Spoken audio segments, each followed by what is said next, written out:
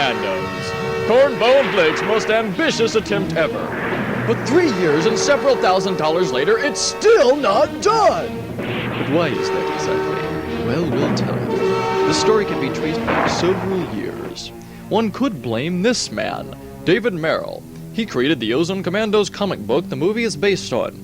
In addition to spoofing science fiction in general, the comic also bestows great amounts of violence upon the members of the science fiction fan community, a dream come true for the members of Cornbone Flicks. Having foolishly convinced ourselves that this film would be easy to do, we began shooting the film from the easiest point, the attack on the science fiction convention, which comes all the way at the end of the book. This was easy because all we had to do was put on stupid science fiction-y anime costumes and run around science fiction conventions shooting at people, most of whom were glad to fall over dead when we shot at them because they were probably bored too. Getting an entire lobby full of people to drop like shot pigeons at Project Acon 4 in Dallas was our greatest coup in the infiltration sequence. However, even with this number of people dying, it still looks pretty stupid without special effects. So, we added some in post-production.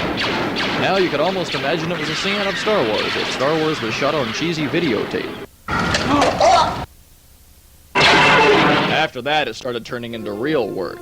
Most of the time in the comic, we're cruising about in this kick-ass flying battleship we insist on calling a blimp, which had to be kit-bashed over the course of several months from a USS Missouri and a Typhoon-class submarine. Nope, no blimp model was used. Couldn't find one. There's also a giant robot Jesus featured in the comic. Yes, you heard that right, Jesus. So a robot suit had to be built too. This mechanical messiah was brought to life by Jeff the Tarek, also known as Rich Lather of Jigoku no Video, who produced the X-23 series. We wanted to chuck the idea of compromise right out the window. If you saw it in the comic, it would be in the film too. Right down to our marked tendency to rip off other people's work. But if we thought we knew pain, we knew nothing. Because if there's anything more challenging than showing the outside of an ultra-death assault blimp, it's showing the inside of an ultra-death assault blimp. And worse again is showing us inside the inside. You see, a real film would have a set for a purpose like this. But we don't make real films, and our entire budget's smaller than a mosquito's bladder. You see, apart from the characters' consoles, the entire bridge is a model made out of sculpted cardboard and measures about 1.5 feet in length total. At the start, luminance keying was the only trick we had to put the characters into the model. For the novice, this means that the characters are inserted based on their degree of brightness to the background. Some characters worked fine with this approach. And some did not, and quite obviously never would, no matter how much we lit them. Then suddenly a ray of hope appeared in the pages of a video magazine, an effect switcher with actual chroma key that was coming out for the home video market. So we waited for it, and waited and waited. Then we got tired of waiting. Decided that 2 years into production we had to move forward, so we began shooting footage intended for chroma key so we could get a head start on things. It seemed like a good idea at the time. But it failed! The green fabric we were using was too shiny, looked too yellow under bright lights, had too many shadows, and was generally lit poorly. All these factors conspired to make all of the footage totally unusable.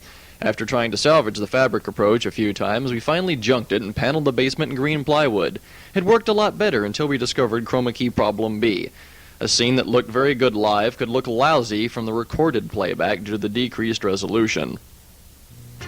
With one of our players about to move to New York, we had no time to lose, and opted for the most expensive but certain solution possible, a Sony VX3 3CCD camera, which had twice the resolution of our old camera.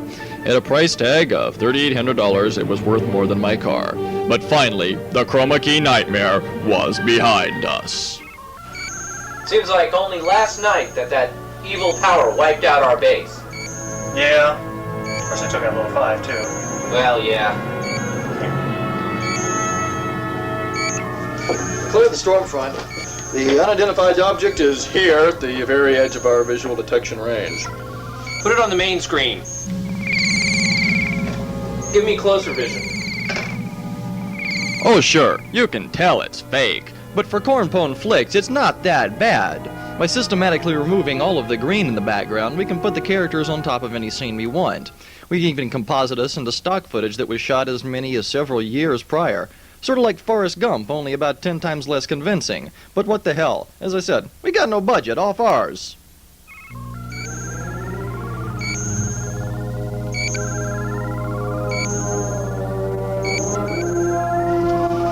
What a fantastic example of technology. Truly monumental edifice of architecture. Well, it may not be a spectacular example of technology, but it is a truly monumental workload. I mean, Industrial Light and Magic would find this project challenging. But we're not them. We're named after Pone. Nothing can stop Jesus! We're doomed! That may be, but in the meantime, we're going to continue to slog through this long, arduous production. So rest assured, the film will be completed someday. So just hang on, cross your fingers, and wait. Or don't.